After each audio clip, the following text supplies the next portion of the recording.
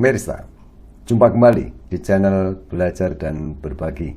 Video kali ini kita akan belajar mengenai quality plan atau rencana mutu sebagai output desain dan pengembangan. Salah satu tujuan utama dari output desain dan pengembangan adalah untuk menggambarkan persyaratan dan aktivitas yang diperlukan untuk merealisasikan produk. Dan rencana mutu ini merupakan output desain dan pengembangan. Dan ini juga digunakan untuk menggambarkan persyaratan dan aktivitas yang diperlukan untuk merealisasikan produk. Dan ISO 10005 ini disiapkan sebagai panduan mengenai rencana mutu, baik itu dalam konteks sistem manajemen mutu yang sudah mapan atau sebagai kegiatan manajemen independen. Manfaat menetapkan rencana mutu ini antara lain, yang pertama, meningkatkan kepercayaan bahwa persyaratan ini akan dipenuhi.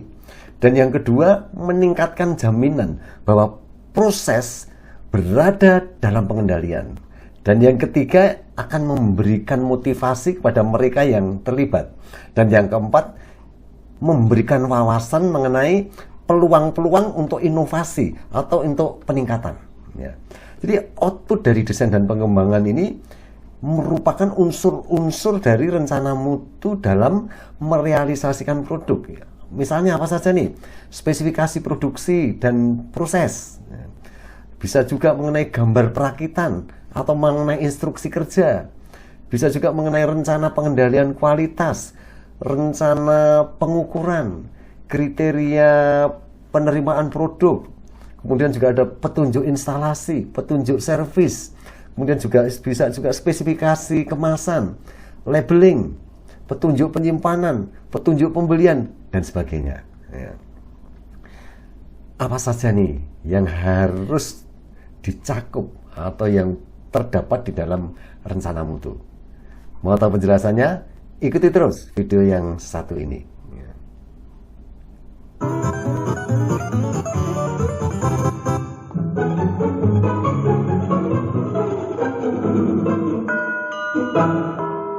Pemirsa, untuk menjelaskan isi yang sebaiknya tercantum di dalam rencana mutu, tentu saja saya menggunakan berbagai referensi. Salah satunya adalah mengenai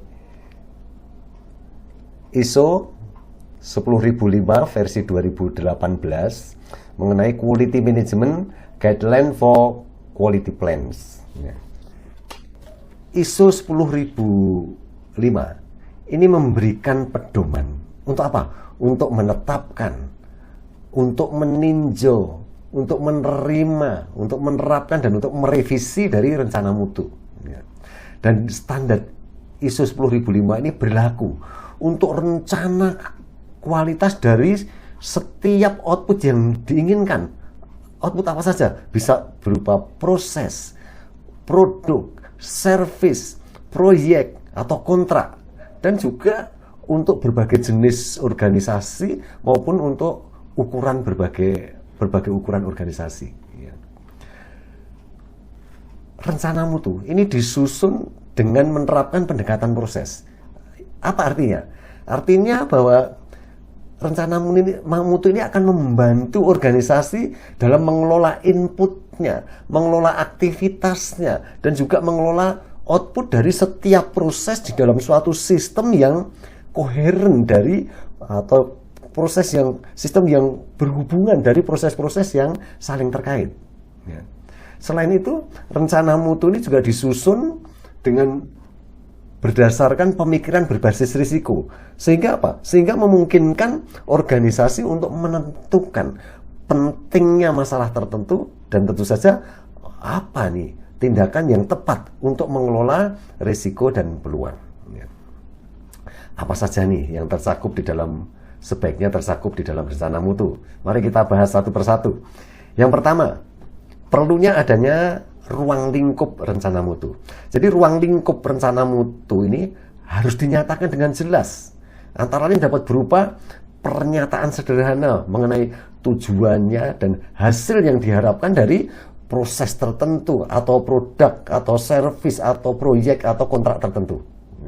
Yang kedua, yaitu sebaiknya berisi tentang input rencana kualitas. Rencana mutu atau rencana kualitas ini sebaiknya mencakup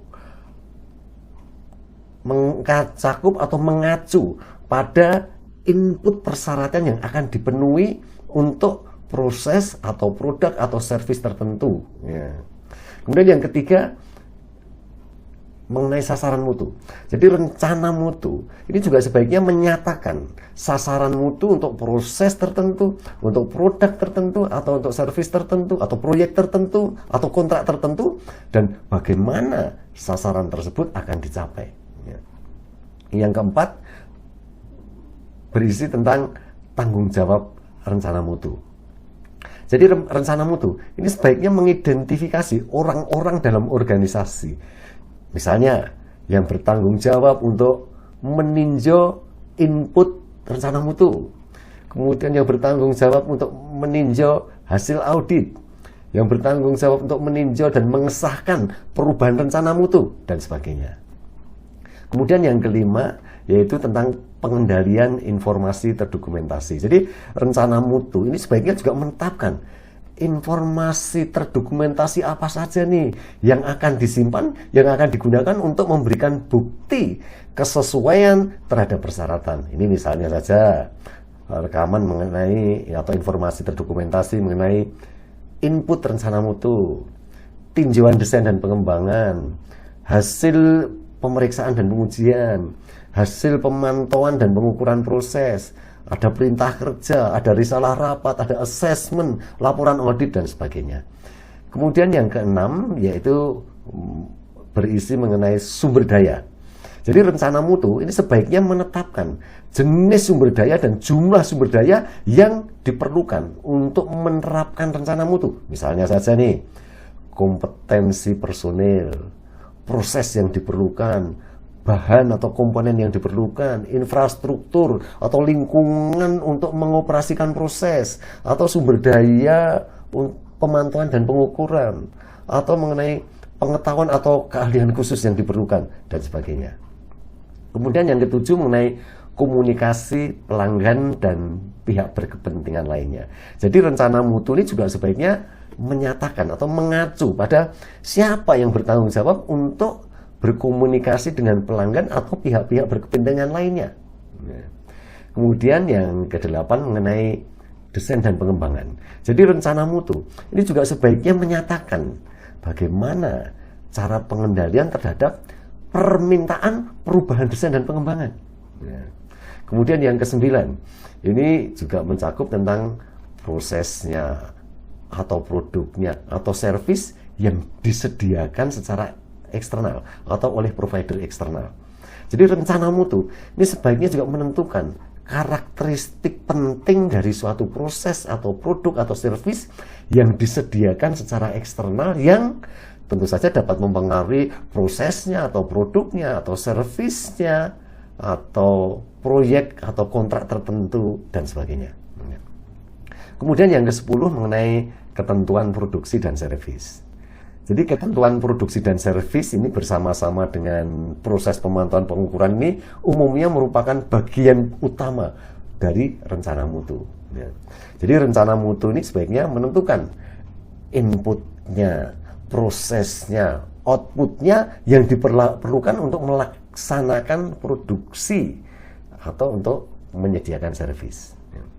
Kemudian yang ke-11 ini mengenai identifikasi dan ketelusuran. Jadi jika identifikasi output ini sesuai untuk memastikan persyaratan suatu proses, produk, servis tertentu itu terpenuhi, maka rencana mutu sebaiknya juga menetapkan metode untuk identifikasi dan ketertelusuran yang akan digunakan. Ya. Kemudian yang ke-12 mengenai properti milik pelanggan atau milik provider eksternal. Rencana mutu ini juga sebaiknya menyatakan rencana mutu ini sebaiknya juga menyatakan cara mengidentifikasi dan mengendalikan produk atau servis yang disediakan oleh pelanggan atau yang disediakan oleh penyedia eksternal.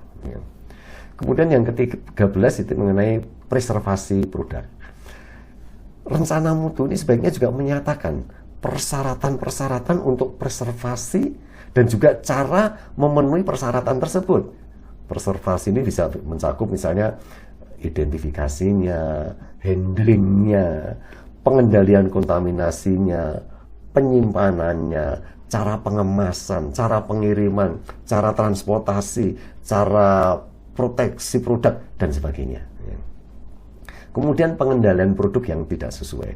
Rencana mutu juga sebaiknya menetapkan cara mengidentifikasi dan mengendalikan output yang tidak sesuai. Untuk apa? Untuk mencegah penggunaan yang tidak diharapkan. Sampai kapan? Sampai adanya disposisi yang tepat.